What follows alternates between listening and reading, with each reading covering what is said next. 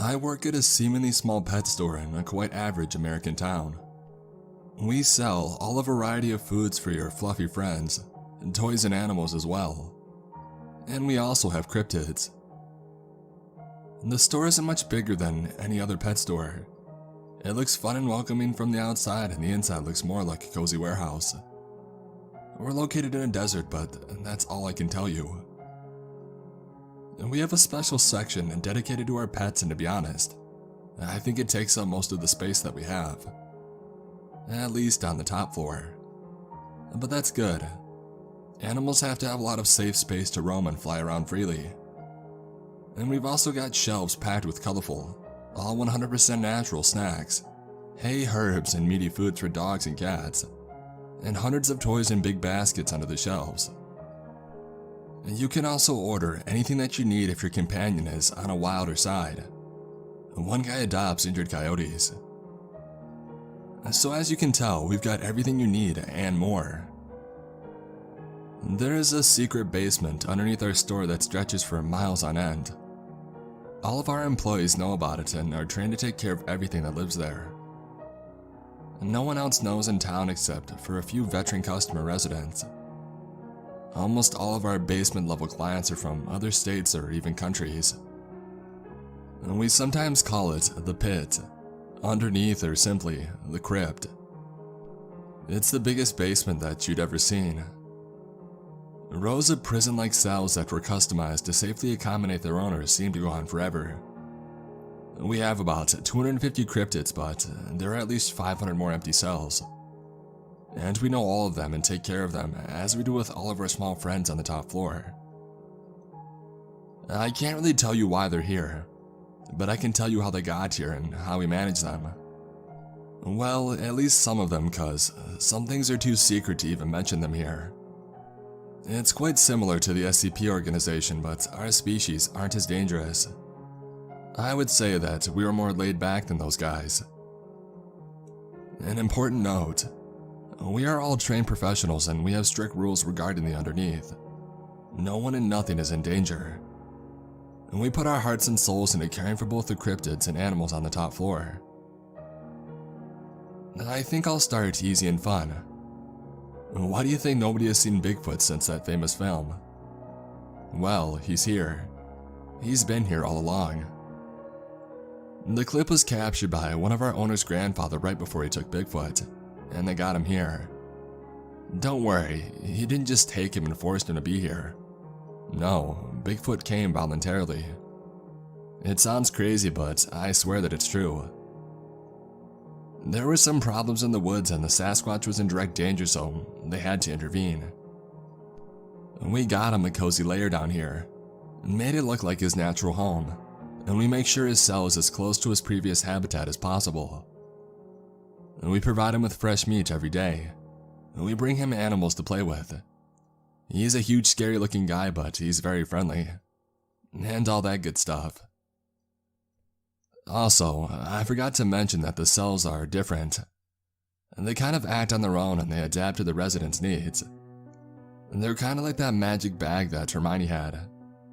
They seem like normal sized cells, but once you step in them, you can easily get lost if you wander too far. So Bigfoot has his own forest in our basement. Shit, we went in there recently and discovered a whole ass pond right behind the bushes. As far as I know, he's not complaining. The basement also has sections. The wooded section, caves, and water pavilions. The Sasquatch was obviously in the wooded area, more in the front of the bottom floor, and now we'll get to the water part. It's at the very end of the hallway, and when you get to turn right and then go all the way to the end, you'll be looking at a big body of water surrounded by willows and various flowery plants. There will be vines hanging down from the branches, and a few sandy and grassy islands. This is where the mermaids live. The cell is soundproof, so none of us end up at the bottom of their lake, and we don't really want to get in there. When we need to go into their cell, we call a special female unit and they take care of the problem. Mermaids aren't a threat to women, in fact, they love and adore them. Every time we call in the unit, they end up with dozens of flower crowns, pearls, and small handcrafted gifts from our fish girls. It's really sweet, but knowing what they use to make them is a little off-putting. Right next to the mermaids is where the Rusalkas live. Their cell looks like a meadow that you would find somewhere in the middle of the forest with a murky and shallow pond in the center. It's also soundproof. They're more dangerous to us than the mermaids, so we have to be more careful around them.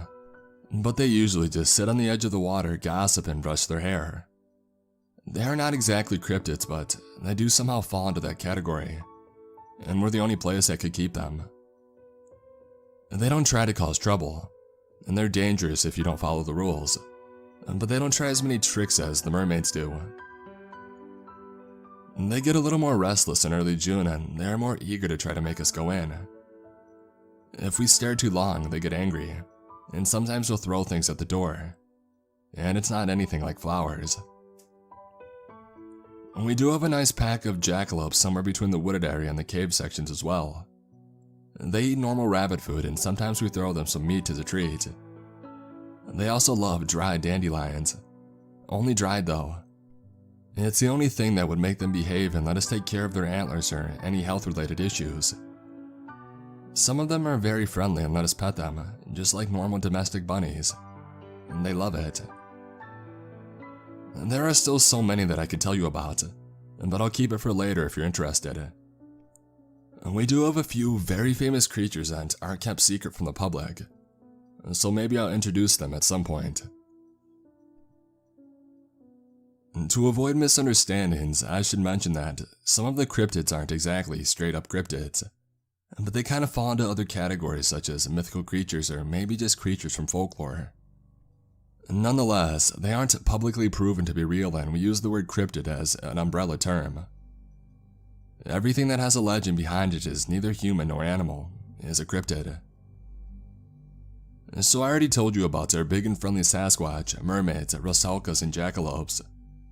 I would say that these are one of the easiest to maintain.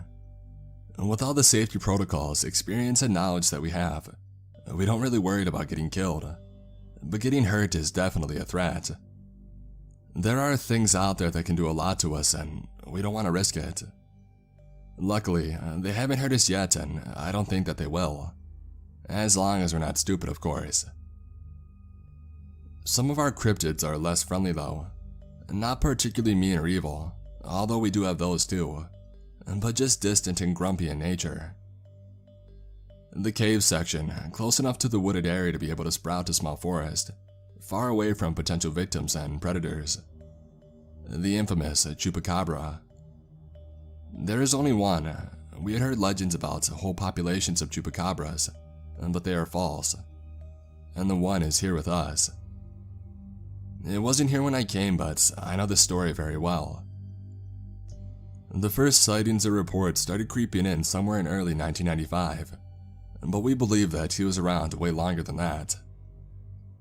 At first, no one was certain if it's something for us or if it's just a new species of animal or maybe an animal with unusual eating habits. But more and more sightings happened, and it became clear that it was something more than just a canine.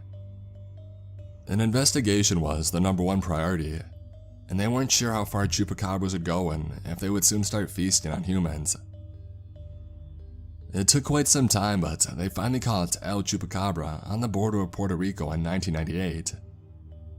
It was a hassle, and transporting him here took way longer than expected. It remained as one of the hardest transport interventions to this day. The descriptions that you find on the internet vary and they're not too accurate.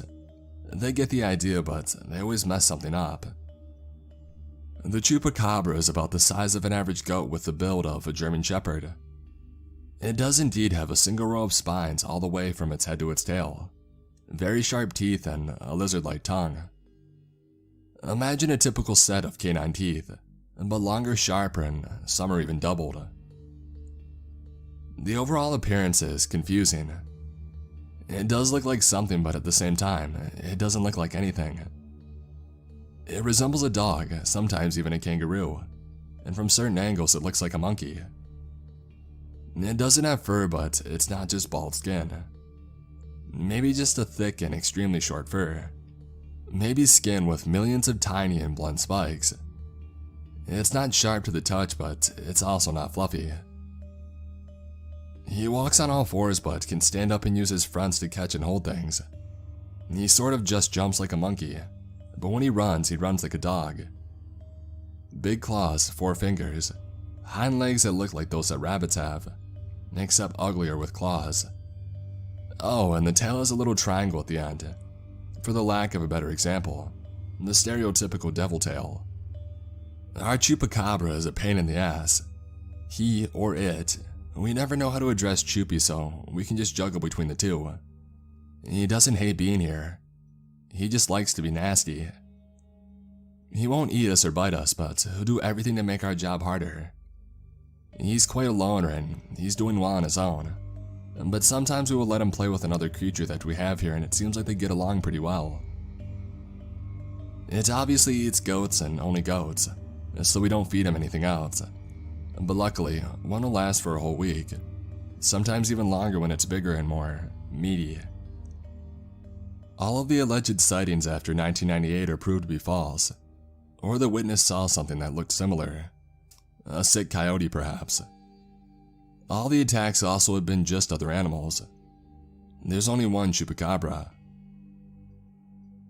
A lot of you asked about the Mothman as well, so I decided to mention him briefly. He's not here currently, but he belongs to the Underneath. We thought about his case for years, and at the end, we came to a conclusion that he would be better off on his own. We wouldn't be able to keep him here, and to be fair, we don't want to. He doesn't harm anyone or anything, and he can easily avoid getting caught or even being spotted, so there's no direct danger. We would have also had an issue with his cell, and he doesn't really live in a specific location. So we just decided to keep an eye on him from a distance, monitor the sightings and reports coming back on him, and let him be. He's a very understanding creature.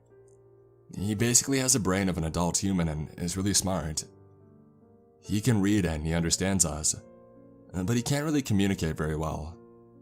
He doesn't talk and he doesn't write on paper, although he can write a word or two in the sand with his finger. We left a letter for him with a small tracking device attached, hoping he would understand, and he did. We also left instructions where to find us, and surprisingly, he came and let us put it on him. It doesn't affect his life in any way, so don't worry. He just lets us know where he is, and that's all. We have a whole ass Mothman program going on, and he has his own separate set of files. He's definitely special, nothing like I've seen before. Recently, we got a few reports and calls from Maine, Iowa, and Ontario that sparked some conversations. We thought that we would never get those again. It's dark, but I thought that I should share it nonetheless. Years ago, we were on a hunt for wendigos in northern Minnesota, and it didn't go too well. It killed some folks that wandered too far into the woods, so we had to intervene. Those bastards are known to be very dangerous and hard to get, but it was our duty to respond. We geared up and we set off to find them. We knew that it might not go according to plan, but we had to try. After a day of searching, we found a cave full of dead bodies, or should I say remains of dead bodies, bones and dried blood. We knew that we had the one because of the smell that could belong only to a wendigo. We got the hell out of there so we wouldn't get caught and decided to split up into 2 groups, setting on both sides of an area with a pond and waiting for the creature to show up. It was the only source of water near the cave, so they indeed showed up. A horrible sight. They're the creepiest looking things out there. I'm sure all of you know how these bastards look like, so I'll skip the description. All I'm gonna say is that all of them have antlers. Anyway, 2 of them came and they were huge. We waited for a while, but before we got to do anything, they figured out that we were there. We did not expect that. The protocol says that in case of being spotted, you must drop everything and save yourself. And that's what we did. We ran. We had flamethrowers with us in case they got too close, and we were getting ready to use them. When we heard one of them scream, you will know a wendigo scream when you hear one. We knew that it might be our last day on the job. They were chasing us and they were fast. They caught up to us pretty quickly, and we knew that we had to get rid of them before they got rid of us. We stopped and we burned them right then and there. 2 more seconds and I wouldn't be writing this right now. It was the worst hunt that I had ever been on. It left some of the troops speechless for days. We didn't want to talk to each other for a while, and all of us got a month-long vacation, with a possibility to prolong it. We don't hunt for wendigos anymore. Luckily, there were only 2 and we didn't get any more calls. Up until now. We still don't know what to do. We could maybe deal with Maine, but 2 more places? No way. We're having meetings now and we're trying to come up with a solution. But for now, going out there is the last thing on the list. Fortunately, nobody died yet, so we still have our hopes up. But we know that we just can't wait for them to start killing. We all know, but nobody wants to talk about it. We are aware though, so if any of you live close to those areas, please do not go camping. Do not stay out at night and do not leave your animals outside. Wendigos will kill you and there's no way to escape without burning them. A small update on the wendigos. Some locals found a dead carcass in the river somewhere on the east side of Iowa. They thought that it was a decaying deer or something, but at the closer look, they quickly realized that it was not an animal at all. They obviously know the legends of the wendigos and they were able to connect the dots. Special forces have been alerted and they confirmed their speculations. We don't know how this one died. There is not a single burn mark on it. But the body is going to be transported to a special location and examined. Hopefully, it's the only one out there and we'll be down to just Maine and Ontario. I also have better news to share. After years of silence and searching, we finally got a hold of the one and only Yeti. It felt like forever since we first heard of him or her, and now we got the chance to see it and locate it. Like a large white bear-like thing, you know? But like it was standing, but not like a bear, you know? And huge. It was huge. No bear can be this huge, right? Explained in broken English by an Indian guy. He was very confused, but he tried to describe the thing as best as he could. And you saw it where? In the woods? No. Behind a tree outside of my home. So just a single tree. Is there a forest, and what was it doing? Did somebody else see it? The tree outside my house, just standing there. Like a man. It looked like a bear, but I saw some bears in my life and they don't do stuff like that. I don't know. I didn't see anyone. I'm not gonna write down the entire conversation and you get the idea. What puzzled my friends and I the most was that the sighting occurred in the middle of the day in a remotely populated area. Was it confused, scared maybe? Was it looking for help? We didn't know and the guy didn't know either. We sent some of our people to investigate, but they didn't find anything. We sent an order to search every forest, every cave, and to make helicopter rounds at least 3 times a day. Nothing. And we had nothing for years. We even set up a base to be there at all times, and we still haven't gotten anything. But recently, we got a call from Tibet that claimed to have the snowman, so we immediately went to see what was going on. They really did get a hold of our Yeti.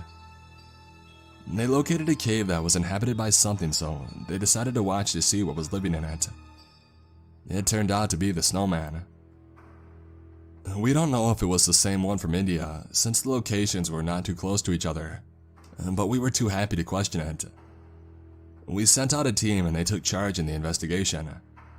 And we now have the exact location of the Yeti, and we're kind of spying on it. We still don't know if it's a he or she. The name says Snowman, but honestly, no one ever got close enough to know, and like, how do you even check? Just ask it? Of course, we're doing everything from a distance to not disturb it. What if there's more than one? What if it has kids? So many questions and even more answers that we're very excited for, and I'll keep you updated on it. Now back to our older residents. It has quite a sappy backstory, but things got better. We have a beautiful church grim that we caught about 5 years ago in an old graveyard west of Yorkshire. For those of you who have never heard of such a thing, a church grim is a spirit that protects the Christian church and the churchyard. And from what, you ask? Basically from everything that could cause harm. Back in the day, witches are evil spirits, and now stupid people. It usually takes the form of a big black dog, and this one was especially big. The poor thing was probably lonely and confused why nobody knew was coming to him. With no other soul in there, he was the only one bound to that place that was long gone. We came across an article from an English newspaper about a teenage boy who got attacked by an aggressive dog with red eyes while exploring an abandoned church in a graveyard. He was literally spray painting some offensive stuff in the graves.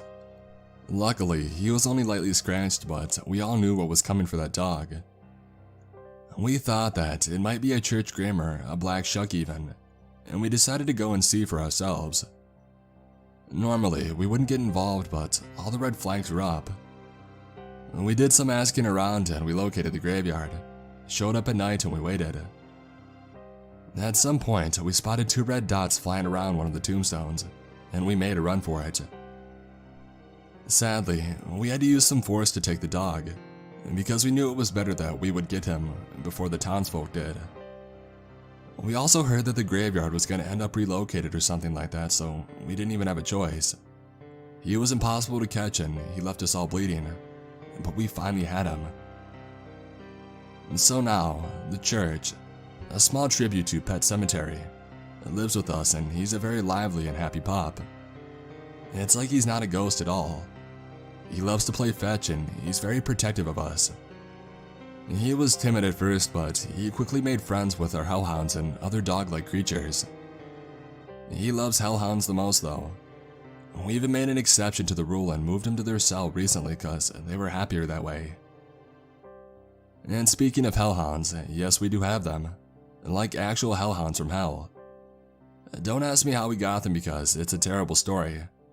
But they're here with us and they're very energetic. Some of you asked about my favorite cryptid and I said Bigfoot each time. But now that I'm writing this down, I have to say that I really love Church and the hellhounds. Good boys are my weakness. Also, another quick and fun story. Once, somebody showed up on our doorstep visibly scared. He said that he had something for us in his truck. So we got to his truck and we see something enormous under a blanket. It was Cerebus. A sleeping Cerebus. I'm telling you, man, it ate my dog's food and it passed out in the shed. My dog has to take these meds that make him sleep, so I put it in his food and he ate that. I mean, this ate it. My bongo didn't even get to take a bite. And a whole ass bag of dog food was gone too. My lord, it ate everything. He was sweating like crazy. He probably thought that he was losing his mind. I don't know how Cerebus could pass out from such a small dose of sleep medicine, but it did. It was out like a sleeping baby. If I wasn't in this job, I would tell this guy to go check if his brain is where it should be, but somehow it all made sense to me. We took Cerebus in and after about a week, another guy showed up. He was dressed in a white suit with a tailcoat thingy at the back. He had brown curly hair and a full-grown beard. He was quite nicely tan and honestly, really good looking. He had very dark eyes, but there is something unusual about them. Like little sparkles flying inside of them. Or maybe it was just the lights in our store. Either way, after a few seconds of me just standing there and staring at him, he finally asked to go somewhere private. I took him to a small room that serves as our office. He introduced himself and explained why he came. And guess what? Hades comes to my store to get his 3-headed dog that he lost. You know, like he usually does. I asked my boss to come and help because I was hella dumbfounded. I had seen some things, but that was just plain weird. Last time I checked, Hades didn't wear suits, and he definitely didn't speak fluent English or Cerebus didn't just go missing from the underworld. I had a headache for about 2 days after that. But it was really Hades though. He showed us some things that only a god could do, and when we let him in the basement, Cerebus recognized him. We signed some papers and they went back home. And I haven't encountered anything weirder than that, at least yet. I can tell you that Hades is a really nice guy though. He was polite, well-mannered, and he seemed to really care about his pup.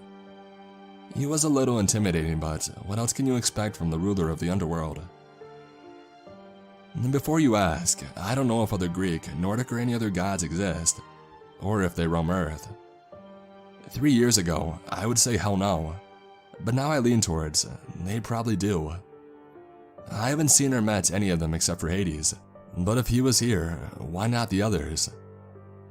Personally, I'm not religious, but when a god physically stands in front of me, I won't question it. Anyways, sorry if I don't post for a little while after this. Summer is hard for us cause we have way more customers upstairs and we also have to deal with way more injuries.